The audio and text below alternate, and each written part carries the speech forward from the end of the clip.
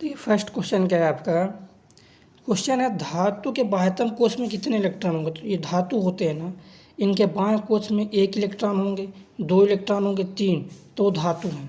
और जो उपधातु होते हैं उनके बाह्य कोश में 4 इलेक्ट्रॉन होते हैं, और अधातुओं के बाह्य कोश में 5, 6, 7, 8 ये इलेक्ट्रॉन होते हैं। तो ये चीज़ें आपको याद रखना होगा कि धातुओं के बाह्यतम कोश में 1 से 3 इलेक्ट्रॉन होते हैं।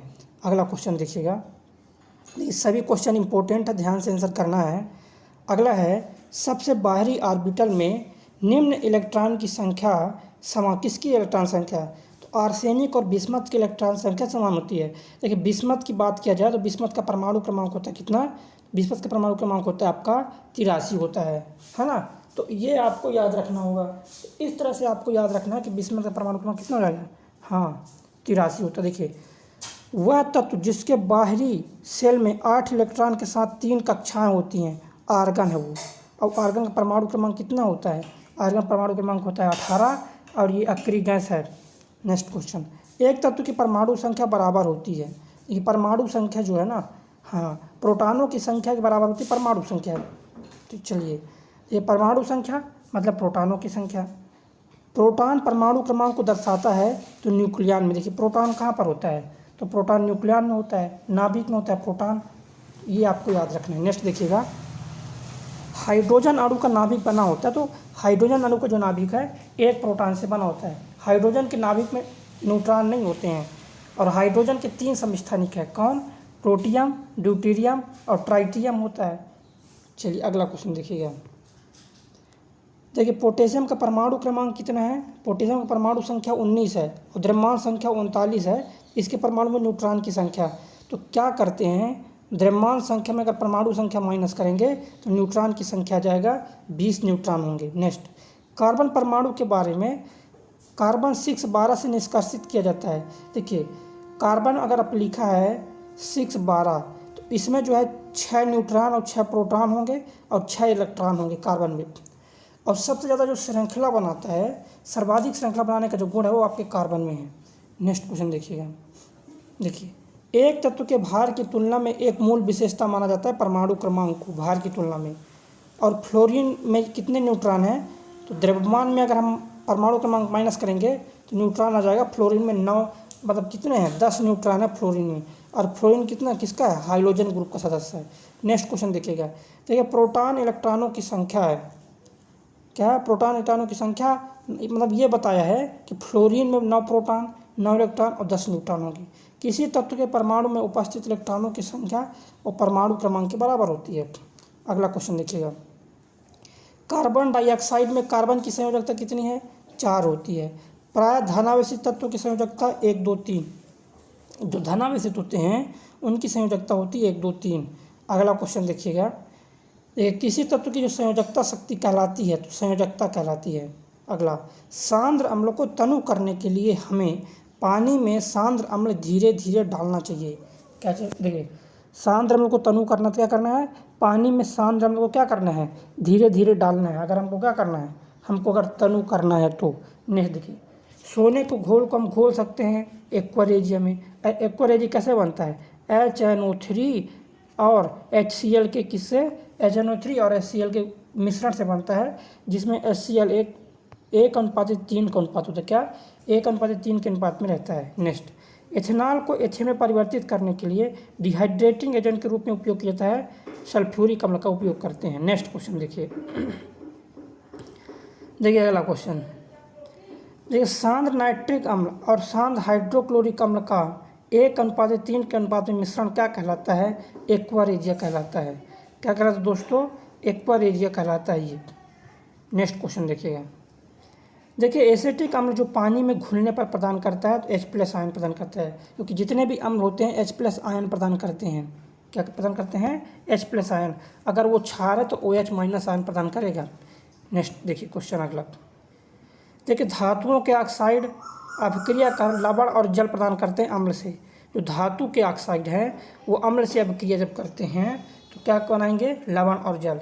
नेक्स्ट, सक्रिय धातुओं से अभिक्रिया कर हाइड्रोजन गैस प्रदान करता है अम्ल। अम्ल क्या प्रदान करता है, अम्ल धातु से क्रिया करता है तो हाइड्रोजन प्रदान करता है। नेक्स्ट, धातु कार्बोनेट और धातु हाइड्रोजन कार्बोनेट से अपक्रिया कर कार्बन डाइऑक्साइड प्रदान करते हैं तो अम्ल क्या प्रदान करेंगे?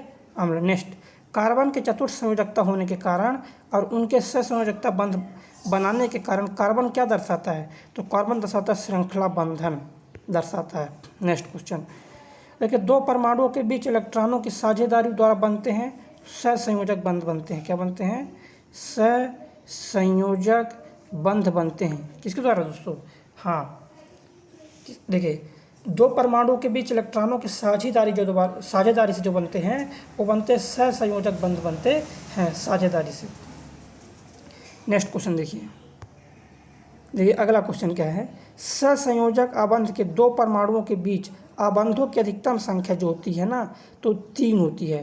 देखिए, सहसंयोजन बंध में क्या होता है? आबंधों की जो अधिकतम जो संख्या होती है वो 3 होती है, इसको याद रखिएगा। नेक्स्ट देखिए, क्यूप्रस ऑक्साइड में कापर की संयोजकता की बात की जाए तो कापर की संयोजकता होती है 1। अब कापर का जो परमाणु क्रमांक होता है आपका 29 होता है। इसके बाद जिंक का जिंक परमाणु क्रमांक होता है 30। तो कुछ परमाणु क्रमांक आपको याद रखना चाहिए। और देखिए, कापर, चांदी, सोना ये क्या है? सिक्का धातु होते हैं, कापर, चांदी, सोना। नेक्स्ट, एल्युमिनियम में इलेक्ट्रॉन होते हैं तो 3 संयोजी होते हैं। एल्युमिनियम में कितने इलेक्ट्रॉन क्या होते हैं? 3 संयोजी, क्योंकि एल्युमिनियम का परमाणु क्रमांक होता है एल्युमिनियम का होता है परमाणु क्रमांक 13। इसको कैसे भरते हैं? 2, 8, 3। तो अंतिम कोष में 3 है तो संयोजकता इसकी 3 हो जाएगी। नेक्स्ट, तत्व एक्स के चतुर्थ संयोजक और वाई के द्विसंयोजक इन दोनों का यौगिक कैसे बनाएंगे? दिखेगा ध्यान से।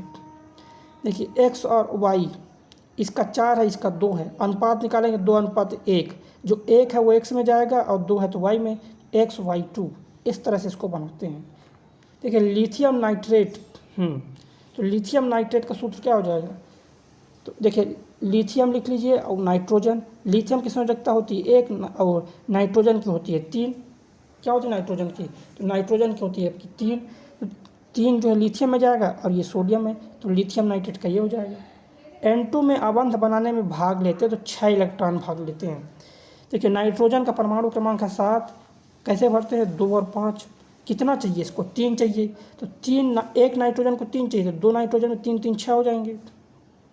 नेक्स्ट, अब क्रिया मैग्नीशियम ऑक्साइड और कार्बन मोनोऑक्साइड, तो ये क्या बनता है? तो जो मैग्नीज है आपका क्या है दोस्तों? मैग्नीशियम अलग हो जाएगा। हाँ, मैग्नीशियम अलग होगा, उस कार्बन डाइऑक्साइड निकलेगा। और मैग्नीशियम का परमाणु क्रमांक होता है आपका कितना होता है?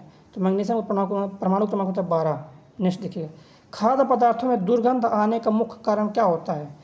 मुख्य कारण जो है वसा और तेलों का क्या? तो वसा और तेलों का ऑक्सीकरण होता है, जिसके कारण क्या होता है दोस्तों? जिसके कारण क्या आता है? दुर्गंध आता है। नेक्स्ट, अभिक्रिया जो है SnCl2 और HgCl2, तो ये क्या बनता है? HgCl2 और SnCl2 ये क्या है? द्विविस्थापन। क्या है? द्विविस्थापन अभिक्रिया है। एसन मतलब क्या है? एंटीमनी का सूत्र होता है, वो एंटीमनी बोल रहे हैं, हाँ। टिन का सूत्र होता है Sn, टिन क्लोराइड है और यह पारा क्लोराइड। तो ये क्या हो जाए? द्विविस्थापन अभिक्रिया। क्या है? द्विविस्थापन अभिक्रिया है ये। नेक्स्ट क्वेश्चन देखिए, अगला क्वेश्चन देखिए, ऑक्सीकरण अभिक्रिया में होता है इलेक्ट्रॉन में कमी होती है। ऑक्सीकरण अभिक्रिया में क्या होता है? इलेक्ट्रॉन में कमी। नेक्स्ट, पेयजल की शुद्धिकरण के लिए अच्छा एजेंट क्या है? ऑक्सीडाइजेंट एजेंट। नेक्स्ट, ऑक्सीकरण अभिक्रिया में जो गर्मी और प्रकाश मिलती है ऑक्सीकरण अभिक्रिया में, तो वो आपके दहन से आती है। किस में आती है? दहन से आती है। नेक्स्ट क्वेश्चन देखिएगा, अपचयन अभिक्रिया के दौरान परमाणु उत्सर्जित होते हैं तो इलेक्ट्रॉन। नेक्स्ट क्वेश्चन देखिए, ऑक्सीकरण और अपचयन तो ये दोनों जब होते हैं उनको बोलते हैं रेडॉक्स अभिक्रिया। जब ऑक्सीकरण और अपचयन दोनों अभिक्रिया होती हैं, इन दोनों को मिला के बोलते हैं रेडॉक्स अभिक्रिया। देखिए, अमोनिया एक कैटायन है, NH4+1 लिखते हैं, तो ये क्या है? कैटायन मतलब होता है धनायन। तो ये कैथोड होता है जो ऋणायन होता है, और एनोन होता है वो क्या होता है? जिसको हम कैटायन बोलते हैं, धनायन बोलते हैं। तो ये परमाणु की ऑक्सीकरण स्थिति प्रदर्शित करती है तो यौगिक का वास्तविक आवेश है। नींबू रस का pH मान तो 2.2 है। किसका? नींबू रस का जो pH मान है 2.2 है। नेक्स्ट, सामान्यतः सटीक पीएच को मापने के लिए एक संकेतक का प्रयोग करते हैं। पीएच मान को मापने के लिए यूनिवर्सल इंडिकेटर का प्रयोग करते हैं। नेक्स्ट, सबसे अम्लीय घोल है तो पीएच मान 0, सबसे ज़्यादा अम्लीय कौन होता है? जिसका पीएच मान 0 होता है। नेक्स्ट, पीएच में 7 से 14 में वृद्धि क्या हुआ? पीएच मान में 7 से 14 की ओर अगर जा रहा है तो मतलब क्या हो जाएगा? OH आयन की सांद्रता में वृद्धि हो रही है और H+ आयन की सांद्रता में क्या हो रही है? कमी हो रही है। नेक्स्ट, एक विलयन का पीएच मान 3 है तो जब पीएच 6 तक परिवर्तित होगा H+ आयन की सांद्रता कितना बढ़ जाएगा? देखिए एक अंक में चेंजिंग होता है तो 100 गुना का अंतर रहता है। 3 अंक हो रहा है, 3 से 6 हो रहा है, 3 अंक में चेंज हो रहा है, 3 शून्य लगा देंगे, मतलब 1000 गुना क्या हो जाएगी? घट जाएगी। क्या होगी? घटती है। नेक्स्ट, देखिए प्रबल अम्ल और प्रबल क्षार के लवणों का जो पीएच मान होता है वो 7 होता है, क्योंकि प्रबल अम्ल प्रबल क्षार जब मिलते हैं इसको बोलते हैं उदासीनीकरण क्रिया। और उदासीन विलयन का उदासीन का पीएच मान कितना होता है? 7 होता है। नेक्स्ट क्वेश्चन देखिएगा, देखिए अगला क्वेश्चन। देखिए उदासीन विलयन का पीएच मान तो 7 होता है। नीले लिटमस को लाल रंग में बदल देता है कौन? अम्ल बदलता है। लाल लिटमस को नीला में बदलता है क्षार बदलता है। और अम्ल और क्षार मिल जाते हैं जब तो क्या बनते हैं? लवण और जल बनाते हैं। नेक्स्ट, अम्लीय माध्यम में लाल, क्षारीय माध्यम में पीला गुलाबी, तो ये दिखाता है मिथाइल ऑरेंज। किसमें? अम्लीय माध्यम में लाल और क्षारीय माध्यम में पीला गुलाबी दिखाता है मिथाइल ऑरेंज। नेक्स्ट क्वेश्चन देखिएगा, और जितने भी क्वेश्चन कराने सभी क्वेश्चन इंपॉर्टेंट हैं तो ध्यान से पूरी प्रैक्टिस करना है आपको। नेक्स्ट देखिएगा, देखिए जब लिटमस विलयन ना हो तो क्या है? जब लिटमस विलयन ना तो अम्लीय और ना ही क्षारीय होता है, इसका रंग क्या होता है? तो इसका रंग बैंगनी होता है। जिन पदार्थों की गंध अम्लीय और क्षारीय माध्यम में बदल जाती है उसको बोलते हैं घ्राण, अल्फेंटी सूचक बोलते हैं। वेरी वेरी इंपॉर्टेंट क्वेश्चन है और जल्दी शेयर कर दीजिए एक बार। नेक्स्ट क्वेश्चन देखिए, लिटमस विलयन से निष्कासित किया जाता है तो लाइकेन, और लाइकेन किसका सूचक है? प्रदूषण का। मुख्य रूप से किसका? SO2 का सूचक है लाइकेन। लाइकेन आपका बनता है कवक और शैवाल से मिलकर बनता है लाइकेन बनता है। नेक्स्ट क्वेश्चन देखिएगा, देखिए लिटमस विलयन एक बैंगनी डाई है जिसे निकाला जाता है तो लाइकेन से निकालते हैं, लाइकेन से बनता है लिटमस। नेक्स्ट, निष्कर्ष क्या है? निष्क्रिय लिटमस विलयन का रंग कैसा होता है? तो जो निष्क्रिय होता है जिसको हम बोलते हैं शुष्क लिटमस, उसका रंग होता है बैंगनी। नेक्स्ट, यदि मृदा को मृदु अम्ल के साथ उपचारित किया जाए तो मिट्टी में हाइड्रोजन गुल्म के रूप में क्या होगा? नीला रंग। सल्फ्यूरिक एसिड के साथ मिश्रित होने पर लिटमस विलयन क्या हो जाएगा? लाल हो जाएगा, क्योंकि नेक्स्ट देखिए, और लिटमस लाइकेन से बनता है।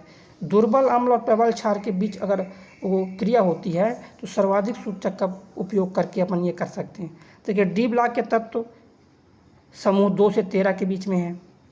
आधुनिक आवर्त सारणी में वो 2 आवर्त जिसमें प्रत्येक में 8 तत्व हैं तो दूसरे और तीसरे आवर्त में 8 हैं। नेक्स्ट, आवर्त चौथे और 5वें आवर्त में कितने? 18 तत्व हैं। आधुनिक आवर्त सारणी में ब्रोमीन, तो ब्रोमीन कहाँ है? चौथे आवर्त में है और 17वें समूह में क्या है दोस्तों? ब्रोमीन है। आधुनिक आवर्त सारणी में केवल गैस है, पहले आवर्त में केवल गैस है। हाइड्रोजन और हीलियम ये पहले आवर्त में आते हैं और ये दोनों गैस हैं। आधुनिक आवर्त सारणी में आवर्त 6वें और 7वें में होते हैं तो लैंथेनाइड और एक्टिनाइड होते हैं आवर्त 6वें और आवर्त 7वें में। अगला क्वेश्चन देखिए, आधुनिक आवर्त सारणी में परमाणु क्रमांक परमाणु संख्या 11 से लेकर 18 वाले, तो जो परमाणु क्रमांक 11 से 18 वाले हैं वो तीसरे में आते हैं। किस में आते हैं? तीसरे में आते हैं। जब हम सोडियम से आर्गन की ओर जाते हैं तो ये जो लाइन आती है आवर्त सारणी में तीसरा आवर्त है। आधुनिक आवर्त सारणी में समूह 1 में, तो समूह 1 में कितने तत्व हैं? 7 तत्वों को रखा गया समूह 1 में, जिसको हम क्षारीय धातु कहते हैं। नेक्स्ट, आधुनिक आवर्त सारणी में जिस समूह के तत्वों का बाहरी कोश पूर्ण होता है, देखिए बाहरी कोश केवल एक ही समूह का पूर्ण है, वह आपके 18वें समूह का जो बाहरी कोश है पूर्ण है। सभी के बाहरी सेल में 8 इलेक्ट्रॉन होते हैं। नेक्स्ट देखिए 37, 19, 3, 5 ये परमाणु संख्या है तो किसका है? ये सभी धातुओं का है। क्यों? देखिए 19 परमाणु क्रमांक किसका है? पोटेशियम का। 3 है लिथियम का। तो ये सभी जो है ना ये क्या है? ये धातुओं की परमाणु संख्या है। नेक्स्ट देखिएगा, देखिए एक्टिनियम के बाद जो 14 तत्व आते हैं इनको बोलते हैं एक्टिनाइड, और एक्टिनाइड में 14 तत्व होते हैं और लैंथेनाइड में 14 तत्व होते हैं। टोटल एफ ब्लॉक में तत्वों की संख्या कितना होता है? 28 तत्व होते हैं एफ ब्लॉक में। नेक्स्ट आधुनिक आवर्त सारणी में इलेक्ट्रॉनिक विन्यास जो क्या है, इलेक्ट्रॉनिक विन्यास वाले जो हैं 2 8 1 वाले तत्व किस समूह में रखे जाएंगे? तो देखिए इलेक्ट्रॉनिक विन्यास क्या है, 2 8 1। बाहरी सेल में 1 इलेक्ट्रॉन है तो उसको समूह 1 में रखा जाएगा। अगर 2 इलेक्ट्रॉन होगा बाहरी सेल में तो 2 में रखा जाएगा। नेक्स्ट, एक तत्व का इलेक्ट्रॉनिक विन्यास 2 8 3 है तो किस समूह संबंधित? देखिए 2 8 3 है तो देखो बाहरी सेल में 3 है ना, तो ये किस में रखा जाएगा? पी ब्लॉक के तीसरे समूह में। ये टोटल अगर बोला जाए समूह 13 में होगा। और इलेक्ट्रॉनिक विन्यास 2 8 किसका परमाणु क्रमांक है? तो ये आपका एल्युमिनियम का है। एल्युमिनियम का 13 होता है, इसका इलेक्ट्रॉनिक विन्यास 2 8 3 लिखेंगे। नेक्स्ट अगला क्वेश्चन देखिए, एक तत्व का जो इलेक्ट्रॉनिक विन्यास है 2 8 8 2 है तो आवर्त में कहाँ पर रखा जाएगा बताइए? तो देखो कैसे याद करेंगे, 2 8 8 कितने अंक में लिखा है? 4 अंक में लिखा है तो चौथे आवर्त में हो जाएगा। और किसका ये परमाणु इलेक्ट्रॉनिक विन्यास है? 8 2 10 10 18 18 18 2 20। 20 परमाणु क्रमांक किसका है? ये आपका होता है कैल्शियम का। और कैल्शियम किस समूह में है? कैल्शियम दूसरे समूह में आता है और चौथे आवर्त में आता है। नेक्स्ट देखिए, एक तत्व का इलेक्ट्रॉनिक विन्यास है 2 8 6 है तो ये किससे संबंधित है? देखिए 2 8 6 है तो कितने अंक में लिखा गया? 2 8 6 3 अंकों में, तो आवर्त तीसरे में आएगा। और समूह किस में आएगा? 16वें समूह में आएगा। देखिए 8 2 10 और 10 6 16 है ना। चलिए अगले क्वेश्चन पर चलते हैं। किसी भी समान समूह में मौजूद तत्वों के क्या समानता होती है? मतलब अगर कोई तत्व एक ही समूह के हैं तो उनमें क्या चीज़ समान होगी? किस में समानता होगी? तो उनके संयोजी इलेक्ट्रॉन में समानता होगी। जैसे लिथियम की संयोजकता 1 है, सोडियम की संयोजकता 1 है, पोटेशियम की संयोजकता 1 है। क्यों 1 है? क्योंकि ये एक ही समूह से संबंधित हैं। तो जितने भी तत्व एक ही समूह से संबंधित रहेंगे उनकी संयोजकता एक जैसी रहेगी। नेक्स्ट देखिए, दुर्लभ मृदा तत्वों की विशेषता क्या है? तो दुर्लभ मृदा तत्वों की एक विशेषता है कि उनकी बाहरी 3 सेल अपूर्ण होती हैं। देखिए एस और पी ब्लॉक में जितने भी तत्व हैं उनके बाहरी 1 सेल अपूर्ण होंगे, और जो डी ब्लॉक में तत्व हैं उनके बाहरी 2 सेल अपूर्ण होंगे, और जो एफ ब्लॉक के तत्व होते हैं उनके बाहरी 3 सेल अपूर्ण होते हैं। इसीलिए एस पी में होता है संयोजकता, है ना। और जो डी में होता है इनके संयोजकता क्लियर नहीं है, इसको बोलते हैं संक्रमण तत्व, और एफ ब्लॉक को बोलते हैं आंतरिक संक्रमण तत्व। नेक्स्ट, उच्चतम प्रथम आयनीकरण क्षमता, ये नाइट्रोजन। देखिए अगला क्या है, नेक्स्ट क्वेश्चन, और सभी क्वेश्चन इंपॉर्टेंट हैं। देखिए ऑक्सीजन, सल्फर और सिलेनियम तत्वों के परमाणु आकारों का क्रम। देखिए इनमें सबसे बड़ा जो है सिलेनियम, सल्फर है, ऑक्सीजन है ना। तो कैसे ज्ञात करेंगे समझिएगा।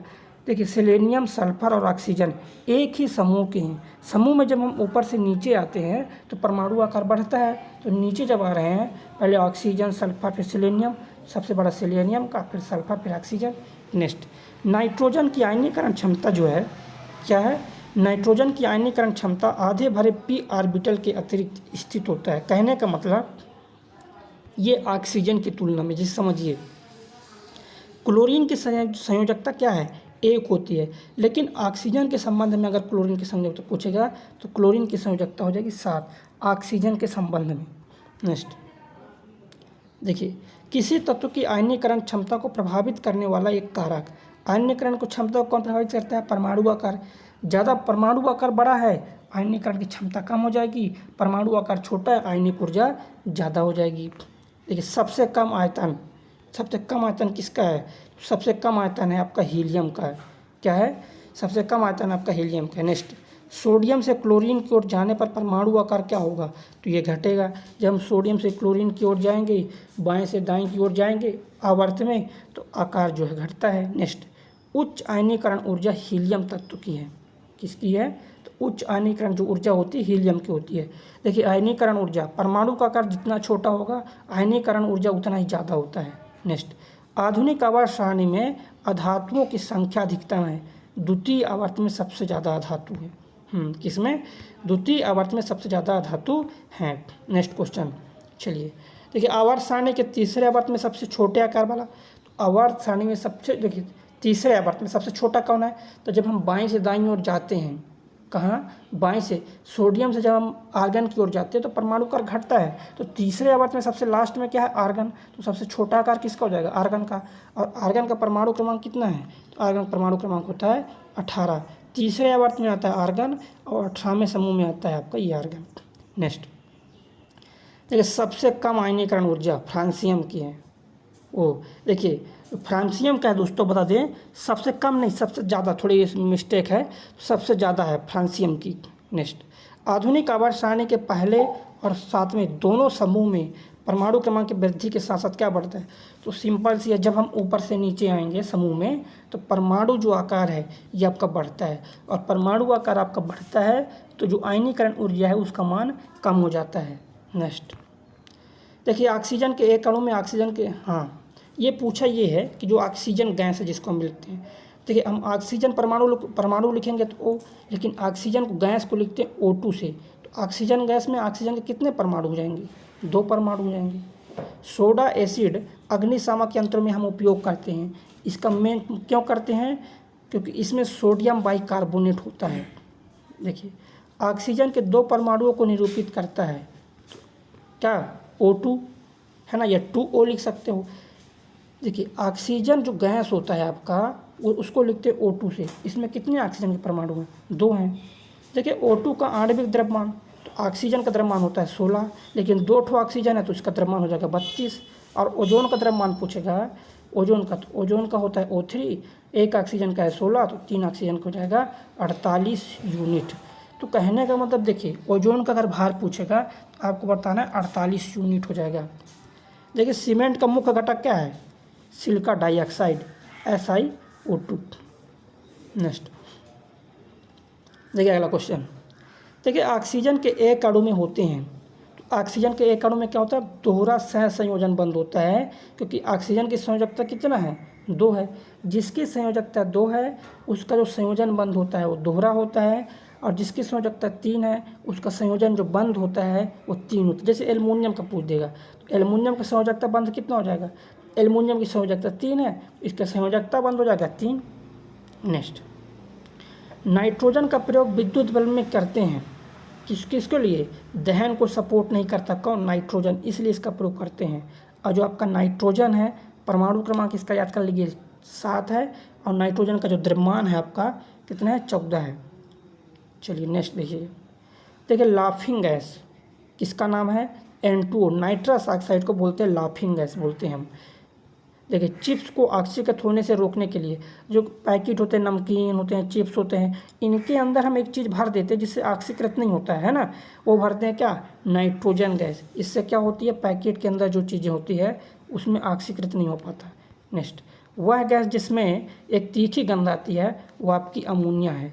कौन सी गैस है? अमोनिया गैस में तीखी गंध आती है। लेकिन नेक्स्ट है दंत चिकित्सकों द्वारा एनेस्थेटिक के लिए जो हम इस्तेमाल करते हैं, एनेस्थेटिक मतलब होता है कि मतलब जैसे आप बोलते हैं ना शून्य की सूजी है ना, शून्य का जो सुई लगाते हैं एनेस्थेटिक के लिए है ना, शिथिल कर देते हैं पूरे शरीर को, तो उसमें जो प्रयोग करते हैं नाइट्रस ऑक्साइड का हम प्रयोग करते हैं। किसका प्रयोग करते हैं? नाइट्रस ऑक्साइड का प्रयोग करते हैं एनेस्थेटिक के लिए। N2 इसका फार्मूला हो जाएगा। और नाइट्रस ऑक्साइड का अगर भार पूछेगा तो कैसे निकालेंगे? N2O, 1 नाइट्रोजन का भार है कितना? 14 है, 2 नाइट्रोजन का भार हो जाएगा 28, और ऑक्सीजन का भार होता है 16, तो टोटल हो जाएगा ये आपका 44 यूनिट आ जाएगा। तो इस प्रकार से 100 क्वेश्चन आपके कंप्लीट हो गए हैं।